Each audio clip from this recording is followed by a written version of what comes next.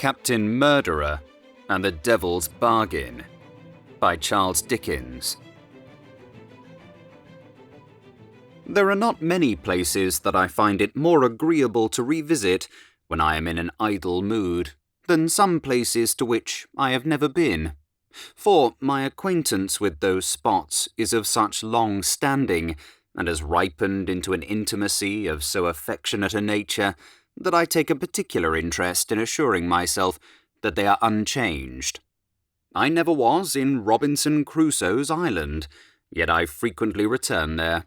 The colony he established on it soon faded away, and it is uninhabited by any descendants of the grave and courteous Spaniards, or of Will Atkins and the other mutineers, and has relapsed into its original condition. Not a twig of its wicker houses remains. Its goats have long run wild again. Its screaming parrots would darken the sun with a cloud of many flaming colours if a gun were fired there. No face is ever reflected in the waters of the little creek which Friday swam across when pursued by his two brother cannibals with sharpened stomachs. After comparing notes with other travellers who have similarly revisited the island and conscientiously inspected it, I have satisfied myself that it contains no vestige of Mr. Atkins's domesticity or theology, though his track on the memorable evening of his landing to set his captain ashore, when he was decoyed about and round about until it was dark and his boat was stove, and his strength and spirits failed him, is yet plainly to be traced. So is the hilltop on which Robinson was struck dumb with joy when the reinstated captain pointed to the ship, riding within half a mile of the shore that was to bear him away in the 29th year of his seclusion in that lonely place. So is the sandy beach on which the memorable footstep was impressed, and where the savages hauled up their canoes when they came ashore for those dreadful public dinners, which led to a dancing worse than speech-making. So is the cave where the flaring eyes of the old goat made such a goblin appearance in the dark. So is the site of the hut where Robinson lived with the dog and the parrot and the cat, and where he endured those first agonies of solitude, which, strange to say, never involved any ghostly fancies, a circumstance so remarkable that perhaps he left out something in writing his record. Round hundreds of such objects, hidden in the dense tropical foliage, the tropical sea breaks evermore, and over them the tropical sky, saving in the short rainy season, shines bright and cloudless. Neither was I ever belated among wolves on the borders of France and Spain, nor did I ever, when night was closing in and the ground was covered with snow, draw up my little company among some felled trees which served as a breastwork, and there fire a train of gunpowder so dexterously that suddenly we had 3 or 4 score blazing wolves illuminating the darkness around us. Nevertheless, I occasionally go back to that dismal region and perform the feat again, when, indeed, to smell the singeing and the frying of the wolves afire, and to see them setting one another alight as they rush and tumble, and to behold them rolling in the snow, vainly attempting to put themselves out, and to hear their howlings taken up by all the echoes, as well as by all the unseen wolves within the woods, makes me tremble.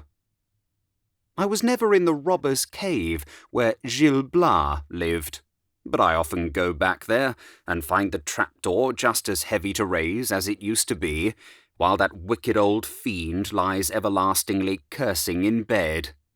I was never in Don Quixote's study, where he read his books of chivalry until he rose and hacked at imaginary giants, and then refreshed himself with great draughts of water. Yet you couldn't move a book in it without my knowledge, or with my consent. I was never, thank heaven, in company with the little old woman who hobbled out of the chest and told the merchant of Buddha to go in search of the talisman of Oromanes. Yet I make it my business to know that she is well preserved, and as intolerable as ever. I was never at the school where the boy Horatio Nelson got out of bed to steal the pears. Not because he wanted any, but because every other boy was afraid. Yet I have several times been back to this academy to see him let down out of window with a sheet. So with Damascus, and Baghdad, and Brobdingnag, which has the curious fate of being usually misspelt when written, and Lilliput, and Laputa, and the Nile, and Abyssinia, and the Ganges, and the North Pole, and many hundreds of places. I was never at them, yet it is an affair of my life to keep them intact, and I am always going back to them. But when I was in Dulborough one day, revisiting the associations of my childhood, my experience in this wise was made quite inconsiderable, and of no account, by the quantity of places and people, utterly impossible places and people, but nonetheless alarmingly real, that I found I had been introduced to by my nurse before I was 6 years old, and used to be forced to go back to at night, without at all wanting to go. If we all knew our own minds, in a more enlarged sense than the popular acceptation of that phrase, I suspect we should find our nurses responsible for most of the dark corners we are forced to go back to, against our wills. The first diabolical character who intruded himself on my peaceful youth, as I called to mind that day at Dulborough, was a certain Captain Murderer. This wretch must have been an offshoot of the Bluebeard family, but I had no suspicion of the consanguinity in those times. His warning name would seem to have awakened no general prejudice against him, for he was admitted into the best society and possessed immense wealth. Captain Murderer's mission was matrimony, and the gratification of a cannibal appetite with tender brides. On his marriage morning, he always caused both sides of the way to church to be planted with curious flowers, and when his bride said, "Dear Captain Murderer, I never saw flowers like these before. What are they called?" he answered, "They are called garnish for house lamb," and laughed at his ferocious practical joke in a horrid manner, disquieting the minds of the noble bridal company, with a very sharp show of teeth, then displayed for the first time. He made love in a coach and 6, and married in a coach and 12, and all his horses were milk-white horses with one red spot on the back, which he caused to be hidden by the harness, for the spot would come there, though every horse was milk-white when Captain Murderer bought him, and the spot was young bride's blood. To this terrific point, I am indebted for my first personal experience of a shudder and cold beads on the forehead. When Captain Murderer had made an end of feasting and revelry, and had dismissed the noble guests, and was alone with his wife on the day-month after their marriage, it was his whimsical custom to produce a golden rolling-pin and a silver pie-board. Now, there was this special feature in the captain's courtships that he always asked if the young lady could make pie crust, and if she couldn't by nature or education, she was taught. Well, when the bride saw Captain Murderer produce the golden rolling-pin and silver pie-board, she remembered this, and turned up her laced silk sleeves to make a pie. The captain brought out a silver pie dish of immense capacity, and the captain brought out flour and butter and eggs, and all things needful, except the inside of the pie. Of materials for the staple of the pie itself, the captain brought out none. Then said the lovely bride, "Dear Captain Murderer, what pie is this to be?" He replied, "A meat pie." Then said the lovely bride, "Dear Captain Murderer, I see no meat." The captain humorously retorted, "Look in the glass." She looked in the glass, but still she saw no meat, and then the captain roared with laughter, and suddenly frowning and drawing his sword, bade her roll out the crust. So she rolled out the crust, dropping large tears upon it all the time because he was so cross, and when she had lined the dish with crust and had cut the crust all ready to fit the top, the captain called out, "I see the meat in the glass." And the bride looked up at the glass, just in time to see the captain cutting her head off. And he chopped her in pieces and peppered her and salted her and put her in the pie and sent it to the baker's and ate it all and picked the bones. Captain Murderer went on in this way, prospering exceedingly, until he came to choose a bride from 2 twin sisters, and at first didn't know which to choose, for though one was fair and the other dark, they were both equally beautiful. But the fair twin loved him, and the dark twin hated him, so he chose the fair one. The dark twin would have prevented the marriage if she could, but she couldn't. However, on the night before it, much suspecting Captain Murderer, she stole out and climbed his garden wall, and looked in at his window through a chink in the shutter, and saw him having his teeth filed sharp. Next day, she listened all day and heard him make his joke about the house lamb. And that day month, he had the paste rolled out and cut the fair twin's head off and chopped her in pieces and peppered her and salted her and put her in the pie and sent it to the baker's and ate it all and picked the bones. Now, the dark twin had had her suspicions much increased by the filing of the captain's teeth and again by the house lamb joke. Putting all things together, when he gave out that her sister was dead, she divined the truth and determined to be revenged. So she went up to Captain Murderer's house and knocked at the knocker and pulled at the bell, and when the captain came to the door, said, "Dear Captain Murderer, marry me next, for I always loved you and was jealous of my sister." The captain took it as a compliment and made a polite answer, and the marriage was quickly arranged. On the night before it, the bride again climbed to his window and again saw him having his teeth filed sharp.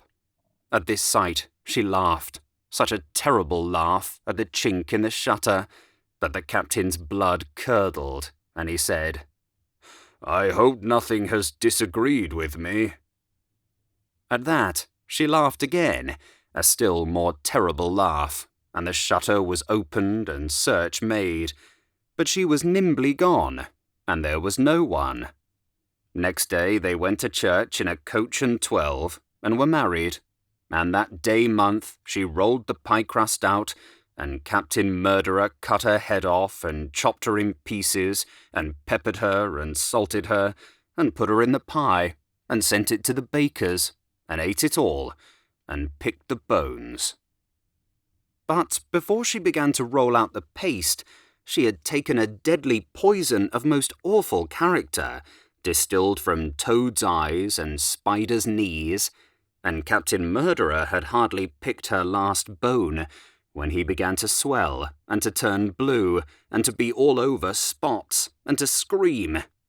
And he went on swelling and turning bluer and being more all over spots and screaming until he reached from floor to ceiling and from wall to wall, and then, at 1 o'clock in the morning, he blew up with a loud explosion. At the sound of it, all the milk-white horses in the stables broke their halters and went mad, and then they galloped over everybody in Captain Murderer's house, beginning with the family blacksmith who had filed his teeth, until the whole were dead, and then they galloped away. Hundreds of times did I hear this legend of Captain Murderer in my early youth, and added hundreds of times was there a mental compulsion upon me in bed to peep in at his window as the dark twin peeped, and to revisit his horrible house, and look at him in his blue and spotty and screaming stage as he reached from floor to ceiling and from wall to wall. The young woman who brought me acquainted with Captain Murderer had a fiendish enjoyment of my terrors, and used to begin, I remember, as a sort of introductory overture, by clawing the air with both hands and uttering a long, low, hollow groan. So acutely did I suffer from this ceremony, in combination with this infernal captain, that I sometimes used to plead. I thought I was hardly strong enough and old enough to hear the story again just yet. But she never spared me one word of it, and indeed commended the awful chalice to my lips as the only preservative known to science against the black cat, a weird and glaring-eyed supernatural Tom, who was reported to prowl about the world by night, sucking the breath of infancy, and who was endowed with a special thirst, as I was given to understand, for mine. This female bard, may she have been repaid my debt of obligation to her in the matter of nightmares and perspirations, reappears in my memory as the daughter of a shipwright. Her name was Mercy, though she had none on me.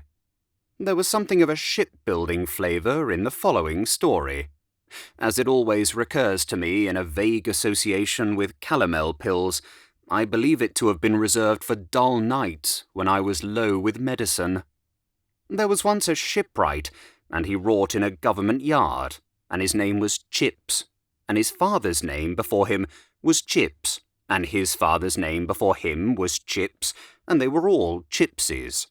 And Chips the father had sold himself to the devil for an iron pot and a bushel of tenpenny nails, and half a ton of copper, and a rat that could speak. And Chips the grandfather had sold himself to the devil for an iron pot and a bushel of tenpenny nails, and half a ton of copper, and a rat that could speak. And Chips the great-grandfather had disposed of himself in the same direction on the same terms, and the bargain had run in the family for a long, long time. So one day, when young Chips was at work in the dock slip all alone, down in the dark hold of an old 74 that was hailed up for repairs, the devil presented himself and remarked, "A lemon has pips, and a yard has ships, and I'll have chips." I don't know why, but this fact of the devil's expressing himself in rhyme was peculiarly trying to me. Chips looked up when he heard the words, and there he saw the devil with saucer eyes that squinted on a terrible great scale, and that struck out sparks of blue fire continually. And, whenever he winked his eyes, showers of blue sparks came out, and his eyelashes made a clattering like flints and steel striking lights, and hanging over one of his arms by the handle was an iron pot, and under that arm was a bushel of tenpenny nails, and under his other arm was half a ton of copper, and sitting on one of his shoulders was a rat that could speak. So the devil said again, "A lemon has pips, and a yard has ships, and I'll have chips." The invariable effect of this alarming tautology on the part of the evil spirit was to deprive me of my senses for some moments. So Chips answered never a word, but went on with his work. "What are you doing, Chips?" said the rat that could speak. "I am putting in new planks where you and your gang have eaten old away," said Chips. "But we'll eat them too," said the rat that could speak, "and we'll let in the water and drown the crew, and we'll eat them too." Chips, being only a shipwright, and not a man-of-war's man, said, "You are welcome to it." But he couldn't keep his eyes off the half a ton of copper, or the bushel of tenpenny nails, for nails and copper are a shipwright's sweethearts, and shipwrights will run away with them whenever they can. So the devil said, "I see what you are looking at, Chips. You had better strike the bargain. You know the terms. Your father before you was well acquainted with them, and so were your grandfather and great-grandfather before him." Says Chips, "I like the copper, and I like the nails, and I don't mind the pot, but I don't like the rat." Says the devil fiercely, "You can't have the metal without him, and he's a curiosity. I'm going." Chips, afraid of losing the 1/2 ton of copper and the bushel of nails, then said, "Give us hold." So he got the copper and the nails and the pot and the rat that could speak, and the devil vanished. Chips sold the copper, and he sold the nails, and he would have sold the pot. But whenever he offered it for sale, the rat was in it, and the dealers dropped it and would have nothing to say to the bargain. So Chips resolved to kill the rat, and being at work in the yard one day with a great kettle of hot pitch on one side of him, and the iron pot with the rat in it on the other, he turned the scalding pitch into the pot and filled it full. Then he kept his eye upon it till it cooled and hardened. Then he let it stand for 20 days, and then he heated the pitch again and turned it back into the kettle, and then he sank the pot in water for 20 days more, and then he got the smelters to put it in the furnace for 20 days more, and then they gave it him out, red hot, and looking like red-hot glass instead of iron. Yet there was the rat in it, just the same as ever, and the moment it caught his eye, it said with a jeer, "A lemon has pips, and a yard has ships, and I'll have chips." For this refrain I had waited, since its last appearance, with inexpressible horror, which now culminated. Chips now felt certain in his own mind that the rat would stick to him. The rat, answering his thought, said, "I will, like pitch." Now, as the rat leaped out of the pot when it had spoken and made off, Chips began to hope that it wouldn't keep its word. But a terrible thing happened next day, for when dinner time came and the dock bell rang to strike work, he put his rule into the long pocket at the side of his trousers, and there he found a rat. Not that rat, but another rat. And in his hat he found another, and in his pocket handkerchief another, and in the sleeves of his coat, when he pulled it on to go to dinner, 2 more. And from that time he found himself so frightfully intimate with all the rats in the yard that they climbed up his legs when he was at work and sat on his tools while he used them, and they could all speak to one another, and he understood what they said, and they got into his lodging, and into his bed, and into his teapot, and into his beer, and into his boots. And he was going to be married to a corn chandler's daughter, and when he gave her a work-box he had himself made for her, a rat jumped out of it, and when he put his arm round her waist, a rat clung about her. So the marriage was broken off, though the banns were already twice put up, which the parish clerk well remembers, for, as he handed the book to the clergyman for the second time of asking, a large fat rat ran over the leaf. By this time, a special cascade of rats was rolling down my back, and the whole of my small listening person was overrun with them. At intervals ever since, I have been morbidly afraid of my own pocket, lest my exploring hand should find a specimen or two of those vermin in it. You may believe that all this was very terrible to Chips, but even all this was not the worst. He knew besides what the rats were doing, wherever they were, so sometimes he would cry aloud when he was at his club at night, "Oh, keep the rats out of the convicts' burying ground. Don't let them do that." Or, "There's one of them at the cheese downstairs." Or, "There's 2 of them smelling at the baby in the garret." Or other things of that sort.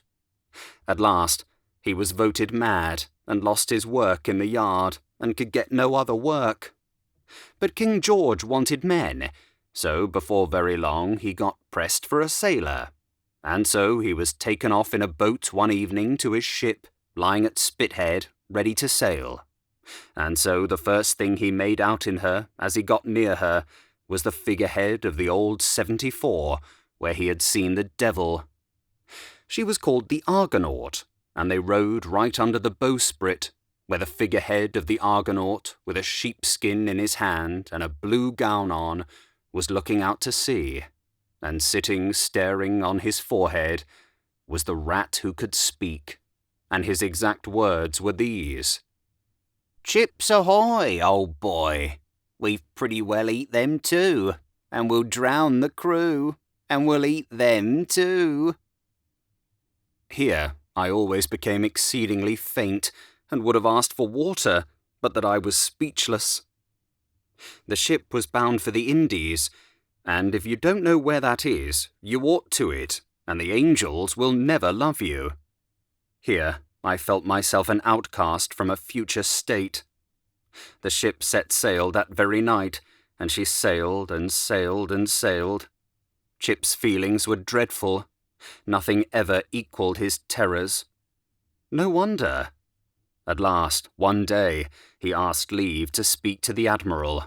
The Admiral give leave. Chips went down on his knees in the great state cabin. "Your Honour, unless, Your Honour, without a moment's loss of time, make sail for the nearest shore, this is a doomed ship, and her name is the Coffin." "Young man, your words are a madman's words." "Your Honour, no, they are nibbling us away." "They?"